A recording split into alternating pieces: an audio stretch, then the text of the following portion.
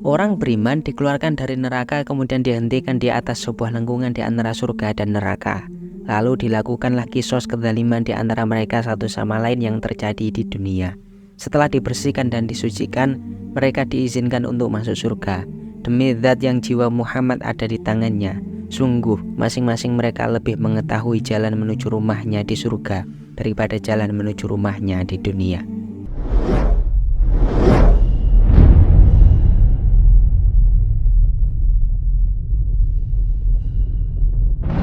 Assalamualaikum warahmatullahi wabarakatuh.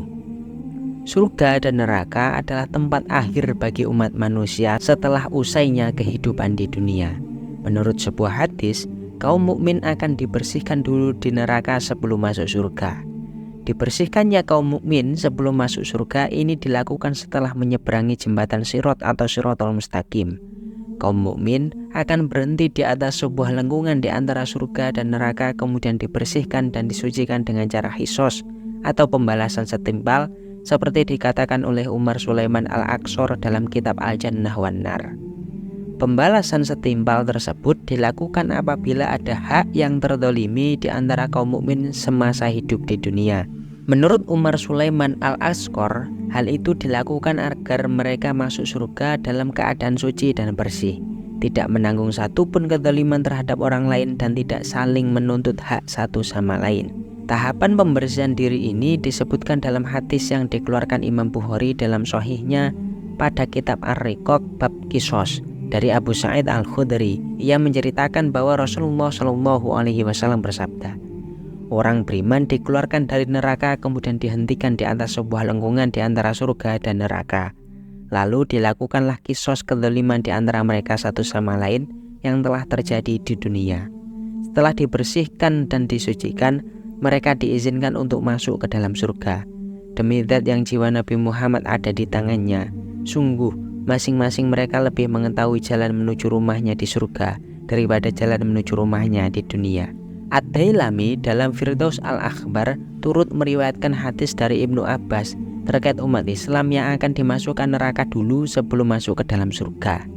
Ibnu Abbas menyandarkan ucapannya kepada Rasulullah SAW yang bersabda, bila Allah memerintahkan malaikat Israel mencabut nyawa orang-orang Islam yang harus masuk neraka lebih dulu sebelum masuk surga, maka Dia Allah Subhanahu wa Ta'ala berfirman, sampaikan berita gembira kepada mereka bahwa mereka akan masuk surga setelah menjalani hukuman selama waktu tertentu berdasarkan masa siksaan mereka di neraka. Menurut Syekh Abdul Aziz dalam kitabnya, orang yang termasuk dalam golongan ini adalah orang-orang yang mengesahkan Allah Subhanahu wa Ta'ala yang berbuat durhaka sehingga mereka masuk neraka terlebih dahulu.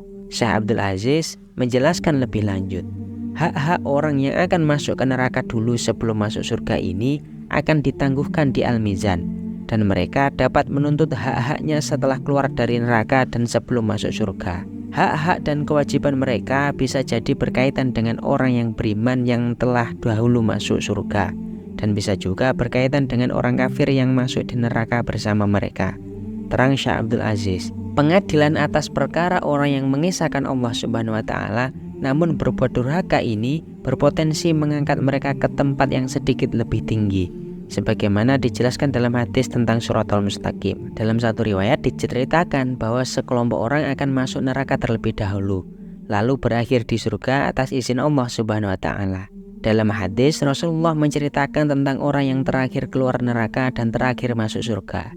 Ibnu Mas'ud berkata, Rasulullah SAW bersabda, sesungguhnya aku tahu siapa orang yang paling terakhir dikeluarkan dari neraka dan paling terakhir masuk ke dalam surga, yaitu seorang laki-laki yang keluar dari neraka dengan merangkak. Kemudian Allah berfirman kepadanya, pergilah engkau, masuklah engkau ke dalam surga.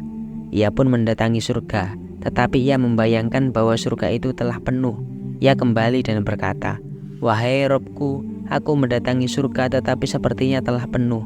Allah Subhanahu wa Ta'ala berfirman kepadanya, pergilah engkau dan masuklah engkau ke dalam surga.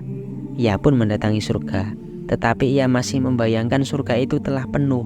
Kemudian ia kembali lagi dan berkata, wahai Robku, aku mendatangi surga tetapi sepertinya telah penuh. Allah Subhanahu wa taala berfirman kepadanya, "Pergilah engkau dan masuklah ke dalam surga, karena untukmu surga seperti dunia dan 10 kali lipat darinya." Orang tersebut pun berkata, "Apakah engkau memperolok-olokku atau menertawakanku, sedangkan engkau adalah raja pemiliknya?" Ibnu Mas'ud berkata, "Aku melihat Rasulullah Shallallahu Alaihi Wasallam tertawa sampai tampak gigi geraham beliau. Kemudian beliau bersabda, 'Itulah penghuni surga yang paling rendah derajatnya.'" Hadis riwayat Al-Bukhari. Mengutip buku At-Tadhkirah jilid 2 oleh Imam Syamsuddin, Nabi Muhammad SAW tertawa dikarenakan Allah juga tertawa. Tawa Allah Subhanahu wa taala dan Rasulullah SAW tidak bertujuan mengolok-olok orang tersebut, namun menegaskan kekuasaan Allah atas segala sesuatunya. Dikutip dari situs Muhammadiyah, hadis tersebut menegaskan janji Allah Subhanahu wa taala pada hambanya. Tiap orang yang beriman kepada Allah dan Rasul-Nya akan masuk ke dalam surga meski bertahap. Mereka akan menghabiskan tinggal di neraka terlebih dahulu sebagai imbalan atas dosanya, baru kemudian dimasukkan ke dalam surga. Janji tersebut ditegaskan dalam sebuah hadis. Dari Abu Sa'id Al-Khudri radhiyallahu anhu, Nabi Muhammad SAW bersabda, "Penghuni surga akan masuk surga dan penghuni neraka akan masuk ke dalam neraka." Kemudian Allah Subhanahu wa taala memerintahkan, "Keluarkan dari neraka orang-orang yang dalam hatinya ada iman seberat biji sawi." Maka dikeluarkanlah mereka dari neraka yang warna badannya benar-benar hitam. Lalu dimasukkanlah ke dalam sungai yang hidup atau sungai kehidupan. Lalu tumbuhlah mereka seperti biji yang tumbuh setelah air bah. Adakah engkau tidak melihatnya? Sesungguhnya ia keluar berwarna kuning yang melilit. Hadis riwayat Bukhari dan Muslim. Rasulullah SAW bersabda, "Sesungguhnya orang yang terakhir masuk surga adalah seorang lelaki dari suku Juhainah bernama Juhainah." Penghuni surga lalu berkata, "Juhainah memiliki kabar yang yakin. Tanyakan kepadanya, apakah masih ada yang tersisa dari para makhluk?" Riwayat mengenai sosok bernama Juhainah ini dikatakan tidak sah disandarkan kepada Imam Malik karena tidak diketahui para perawinya. Adapun pendapat lain yang disebutkan As-Suhail bahwa nama orang yang terakhir keluar dari neraka dan masuk surga adalah Hanat. Sehingga Juhainah ini menjadi sosok yang membuat semua penghuni neraka menangis. Lantas mengapa? Ketika malaikat memanggil nama Juhainah, semua penghuni neraka menangis. Juhainah adalah orang terakhir yang keluar dari neraka dan paling akhir pula masuk ke dalam surga. Seluruh penduduk neraka akan menangis karena Juhainah telah dipanggil masuk ke surga terakhir kalinya, sekaligus menjadi pertanda bahwa mereka yang tersisa akan kekal di dalam neraka. Tidak ada harapan lagi bagi penduduk neraka setelah Juhainah dipanggil oleh malaikat.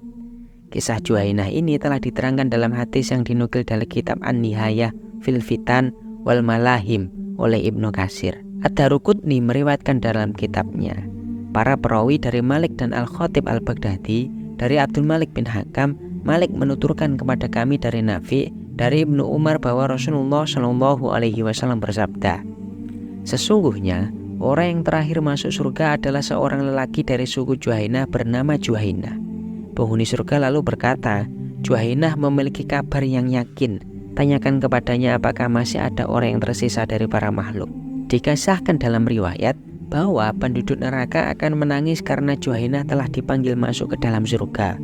Hal itu menjadi pertanda bahwa penduduk neraka yang tersisa akan kekal di dalamnya dan tidak ada harapan bagi mereka untuk berpindah masuk ke dalam surga.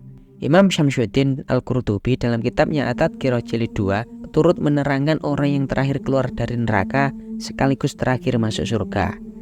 Menurut hadis riwayat Muslim dari Abdullah bin Mas'ud, dia berkata, Rasulullah Shallallahu Alaihi Wasallam bersabda, "Sesungguhnya aku benar-benar tahu penghuni neraka yang terakhir kali keluar darinya dan penghuni neraka yang paling terakhir kali masuk surga, yaitu seorang lelaki yang keluar dari neraka dengan merangkak. Maka Allah Subhanahu Wa Taala berkata, 'Pergilah dan masuk ke dalam surga.' Orang itu pun datang ke surga, tetapi terbayang olehnya bahwa surga telah penuh. Maka ia berkata, 'Ya Tuhanku, hamba dapati surga telah penuh.' Allah Subhanahu wa taala berkata lagi, 'Pergilah dan masuk ke dalam surga.' Ia pun datang ke surga dan terbayang lagi bahwa surga telah penuh. Maka ia balik berkata, 'Ya Tuhanku, hamba dapati surga telah penuh.' Maka sekali lagi Allah Subhanahu wa taala berkata, 'Pergilah dan masuklah ke dalam surga.' sesungguhnya kamu akan memperoleh 10 kali lipat di dunia.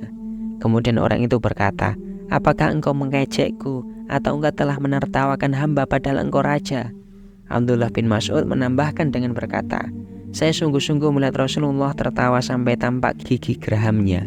Beliau bersabda, mengenai orang itu dikatakan, itulah ahli surga yang paling rendah derajatnya. Hadis riwayat Muslim. Demikianlah Juhainah, seorang yang membuat semua penghuni neraka menangis tatkala malaikat memanggil namanya, sebab ia menjadi sosok terakhir yang dikeluarkan dari neraka dan tak ada lagi penghuni lain yang keluar setelahnya. Imam Al-Ghazali bertutur tentang 2 kisah mengenai harapan akan ampunan ilahi dalam kitab Ihya, yang mana orang yang masuk neraka kemudian dimasukkan ke dalam surga, atau calon ahli neraka yang masuk ke dalam surga. Yahya bin Aksam yang sudah wafat hadir dalam mimpi sahabatnya. Ditanyakan bagaimana keadaannya. Yahya berkata, Tuhan menyebutkan semua dosaku. Yahya pun ketakutan dan berkata, bukankah ada riwayat bahwa engkau seperti dugaan hambamu, dan aku berbaik sangka engkau tak akan menghukumku. Yahya bacakan sanad riwayat tersebut di depan Tuhan. Tuhan membenarkan ucapannya, dan karena berbaik sangka pada Allah itulah yang menyebabkan Yahya diampuni. Ana 'inda dhanni 'abdi bi. Aku sebagaimana prasangka hambaku saja. Marilah kita berprasangka baik bahwa Allah akan ampuni dosa-dosa kita.